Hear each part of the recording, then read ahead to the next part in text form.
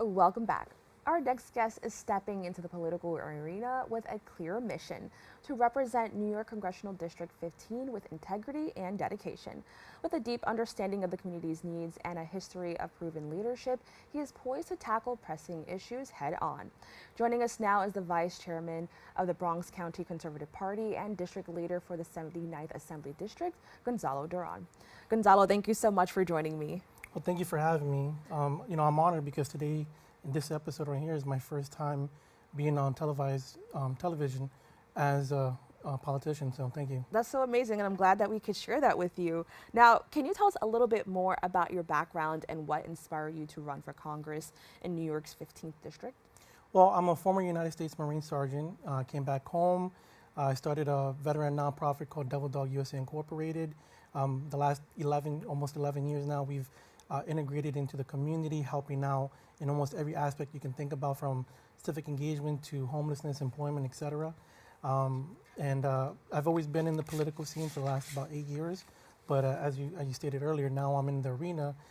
Last year, I officially made the ballot for City Council, and this year I'm in the Congressional race for District 15. Now, how do you plan to address the pressing issue of safety in the Bronx, particularly regarding increasing crime rates and community police relations? Well, I've been working with the police department for many years, trying to build relationships with the community, because that's one thing that I believe needs to be addressed and increased a lot. When it comes to safety, I'm an honorary member with the Guardian Angels, with the Bronx chapter, so I've been patrolling here and there throughout the year with them and providing them resources that they need. Recently, we started a program with Master T.J. Rivera and the Bronx Veteran Chamber of Commerce to have a women's safe defense course that we've already had 4 classes, and we have maybe 6 more done. One of the biggest things that we're looking for right now is places to host us and more funding for the rest of the year. That's amazing. Now, could you expand on your support for term limits if elected? Yes, I do believe in term limits. For Congress, it's a little hard because normally it's only 2 years, and normally the first year you're doing all the work, and the second year you're trying to get funds again. That's where personally I think Congress should be increased at least maybe 1 or 2 years. I'm not 100% there, but also I don't believe in career politicians. That's where they get a little too bit relaxed, too much power in their hands. What the exact numbers should be, I don't have, but I think if the president can only serve 8 years, I think somewhere in around that ballpark should be as well for other elected officials. Now, what advantages do you believe term limits would bring, and how might they positively impact the constituents of New York's 15th Congressional District? Well, as I stated earlier, career politicians, once they get too much power and are in place and comfortable, you can see the dramatic change in their work. Also, let's say somebody like Richie Torres, the incumbent for the 15th Congressional District. This year he's running with an $8 million, I believe $6 to $8 million campaign budget right now, and all of it is coming from one specific organization, the IPAC. So right there, it shows the dynamics of maybe a little bit obscure on where his allegiance, instead of maybe just the community, it may be just to one specific sector. So. Now, I'm curious to know, what specific measures do you propose to tackle unemployment and create more opportunities for career growth in the Bronx? So one, we have to keep an eye on the big businesses that are taking advantage of the Bronx. Let's say Uber, Amazon, these are, and some organizations like FedEx, they have this program where they hire employees either at half pay or some half part-time, or they give them positions where they have to compete with each other for jobs, or their tax breaks are too big for the economy to grow. And then the wages aren't being subsidized as much as you would think. There's a lot of individuals that are working 2 jobs while working these programs where these big businesses are making billions of dollars, yet the paychecks have a lot of people on public assistance. In my advocacy work, working with the Bronx Veteran Chamber of Commerce and other organizations, we've dealt with trying to get people situated for these bigger opportunity and jobs.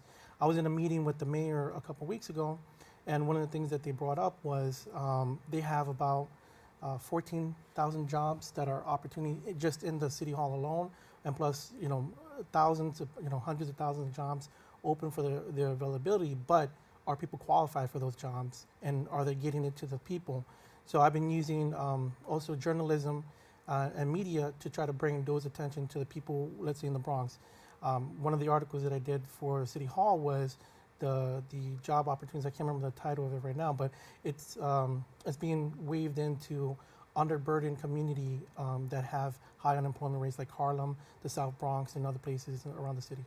Now, I'm curious to know, how do you plan to support local businesses and address the decline of neighborhood establishments in the face of big corporations?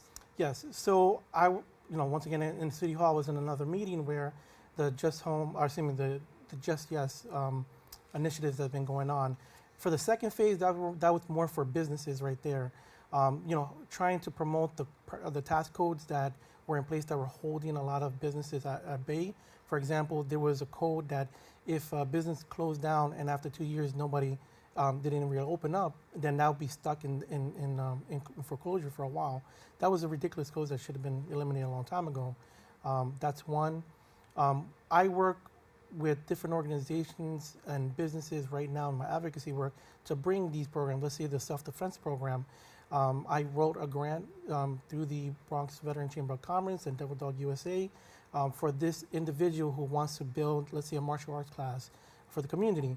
Well, he has a program, he has a need, but he doesn't have the resource to get it out. And that's where I came in and helped him out. Now he just got featured in the Bronx Times. Hopefully News 12 will pick it up next. And those are examples of just one of how to get businesses and using the resources and the programs that, let's say, an elected official should be doing to help out businesses. Now, I want to talk about civic engagement. Can you just outline your strategies for improving communication between elected officials and constituents? Well, one of the things is, for me, I think there's a really big lack of elected officials only being out in the community. You see them during election time, but it's really hard to see them during the other time periods. And that's where I would be different. If I was elected, one of my big positions is to have a dedicated time myself for the community as well, because that's the way I believe it should be. Getting more vocal, there's accountability on both parts. There's accountability on the elected officials, and there's accountability on the individuals. There are a lot of resources and programs out there, but if the people aren't going to speak and reach out, then there's not a lot of hope there as well. Now, education reform is a significant part of your agenda. What steps do you believe are necessary to improve the education system in the Bronx and ensure better preparation for students? Yes, so this is one of the questions I asked directly to the mayor 2 weeks ago, face-to-face, one-on-one. For me, it's not throwing money at everything. I believe transparency on where the money is going is more important than anything. Focusing on the criteria such as reading, writing, et cetera, are key fundamental things that I believe that the school systems are leaning away towards, but we need to go back and focus on those. This year, the city didn't raise taxes. What they did was they moved money around to look at where it could fit in different places. I will commend the mayor for what he did this year in the Board of Education. We're closing a lot of the contracts for the labor unions, increasing the pay for the teachers, et cetera, stuff like that. But where we're lacking on is focusing on the core values of the educational system. Now, how do you plan to balance national interests with addressing the unique challenges and needs of the Bronx in Congress? So one of the things when we look at a district, let's say the 15th Congressional District is a large district, goes from Riverdale down to Fordham Plaza, down all the way to almost the Hunts Point area. Right there, those are different demographics that we hit, different economical structures that we also hit, businesses, individuals, homeowners, et cetera. We have to look at the whole aspect of the individuals that live there and not specific sectors. The incumbent, my opponent right now, I'm not trying to be negative, but if you look at his current trend, he's moved away from the Hispanic, African, even the LGBT community for the most part, focusing on one specific group, let's say in the Riverdale section with the Jewish community.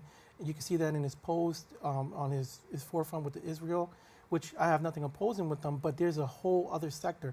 I've been one of the most prominent people in the 15th Congressional District, and I haven't seen him at all since he taken into Congress. And before that, when he was in City Council, I think I only met him maybe once or twice. For somebody who's so active like me, not to be have to have face to face with the guy, that's that clearly examples of not being for the people, and also bypassing a lot of the community members. Well, Gonzalo, I want to thank you so much for joining us and sharing a little bit about your plans and the things that you want to do to improve the Bronx. So thank you so much for joining me. Thank you for having me. I appreciate it.